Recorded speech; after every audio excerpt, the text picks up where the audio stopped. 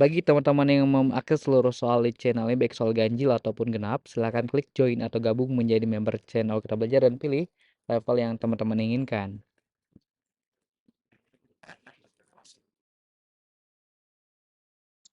Assalamualaikum warahmatullahi wabarakatuh.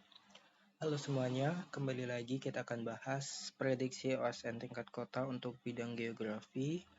Kita masuk ke bab bencana dan manajemen bencana. Oke, kita masuk ke nomor 17 di bab bencana dan manajemen bencana. Soalnya, apa yang dimaksud dengan faktor hazard dalam bencana alam? Oke, jadi hazard itu biasa disebut sebagai faktor bahaya ya.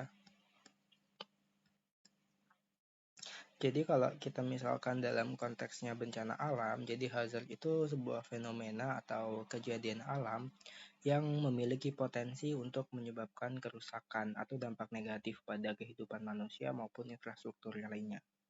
Nah, hazard ini bukan berarti bencana langsung, tapi lebih kepada sumber atau pemicu potensi bencana jika bertemu dengan faktor-faktor lain seperti kerentanan. Nah, di sini, hazard ini merupakan sebuah elemen pertama dalam siklus bencana. Nah, misalkan gempa bumi, ini adalah sebuah hazard yang dapat memicu tanah longsor atau keruntuhan bangunan jika terjadi di area dengan struktur tanah yang tidak tahan gempa. Kemudian, hazard ini juga sering disalahartikan dengan risiko atau kerentanan, teman-teman. Nah, hazard itu sebuah fenomena alam itu sendiri, misalkan letusan gunung berapi. Nah, resiko itu kalau resiko dia itu sebuah kemungkinan dampak dari hazard itu yang bergantung pada tingkat kerentanan dan exposure dari masyarakat. Gitu. Nah, kalau kita kaji per opsi, yang pertama ada kemampuan masyarakat untuk menghadapi bencana. Ini bukan hazard, tapi ini adalah kapasitas. Kemudian, fenomena alam yang berpotensi menyebabkan kerusakan. Nah, ini yang betul. Jadi, hazard itu sebuah fenomena alam yang memiliki potensi untuk menimbulkan kerusakan. Nah, kalau yang C, kondisi sosial yang meningkatkan risiko bencana, itu dia bukan hazard, tapi dia lebih ke kerentanan. Kerugian yang diakibatkan oleh bencana ini juga salah, jadi kerugian itu dampak dari bencana yang terjadi akibat hazard. Terus yang E, aktivitas manusia yang memicu bencana ini juga salah. Sehingga jawaban yang tepat yang B ya. Oke, kemudian nomor 18. Dalam mitigasi bencana tanah longsor, salah satu tindakan pencegahan yang paling efektif. Oke, jadi tanah longsor itu kan sebuah pergerakan massa tanah yang terjadi di lereng akibat gravitasi. Jadi longsor itu akibat apa? Gravitasi. Nah, longsor ini sering dipicu oleh faktor alam. Jadi faktor yang sering memicu terjadinya longsor itu ada apa aja? Ada curah hujan. Kemudian ada apa lagi? Ada erosi. Terus ada aktivitas manusia seperti deforestasi atau penebangan hutan. Nah, itu adalah faktor yang menyebabkan terjadinya longsor.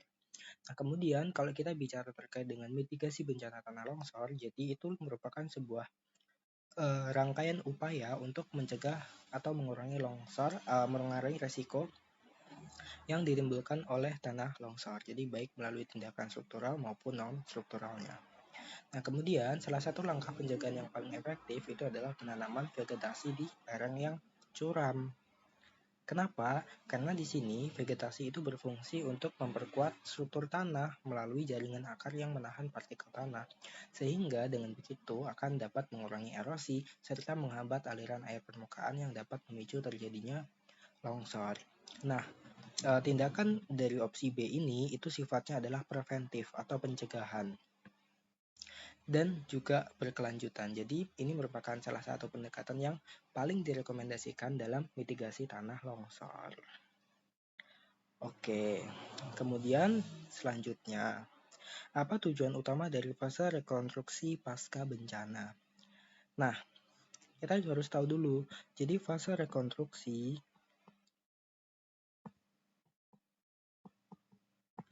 itu tahap penting dalam siklus bencana yang dilakukan setelah fase tanggap darurat.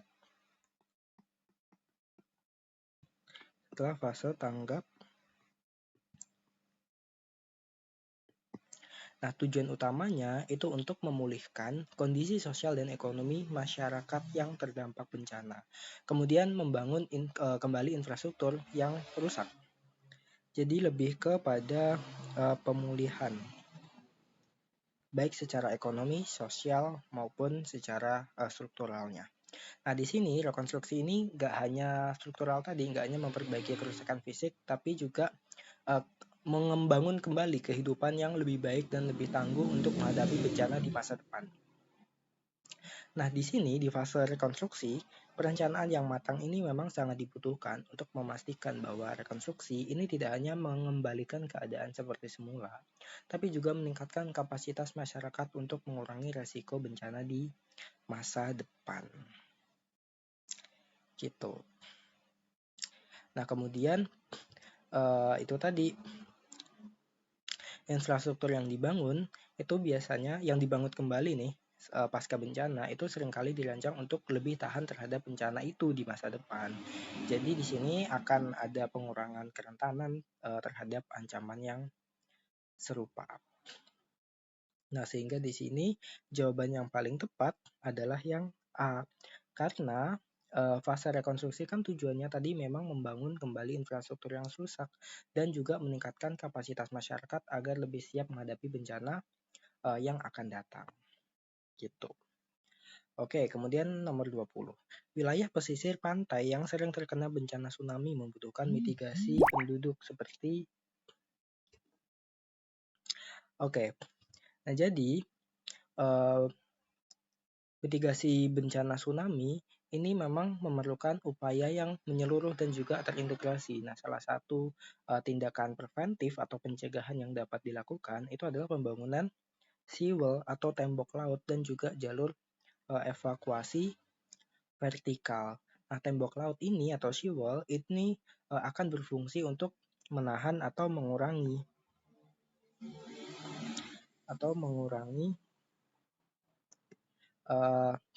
dari dampak gelombang tsunami yang datang sehingga dapat melindungi pemukiman dan infrastruktur yang ada di wilayah pesisir. Namun tembok laut ini nggak hanya efektif dalam membatasi gelombang hingga titik tertentu, jadi sehingga perlu dipadukan dengan sistem mitigasi lainnya seperti jalur evakuasi vertikal. Nah, apa yang dimaksud dengan jalur evakuasi vertikal? Jadi jalur evakuasi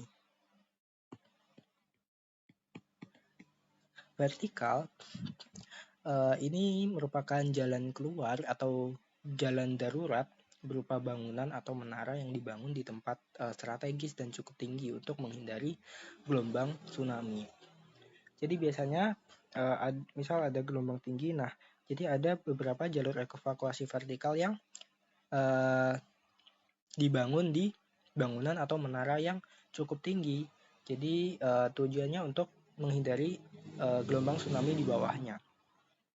Nah, tindakan ini memang penting karena di wilayah, terutama di wilayah yang terletak di daerah rendah dan sulit untuk membangun jalur evakuasi horizontal. Nah, kemudian jalur evakuasi vertikal ini juga dapat menjadi jalur yang cepat untuk menyelamatkan diri ketika peringatan tsunami diberikan. Kayak gitu. Sehingga jawaban yang benar adalah yang B. Oke, sekian pembahasan dari aku. Semoga bermanfaat. Kurang lebihnya mohon maaf. Wassalamualaikum warahmatullahi wabarakatuh.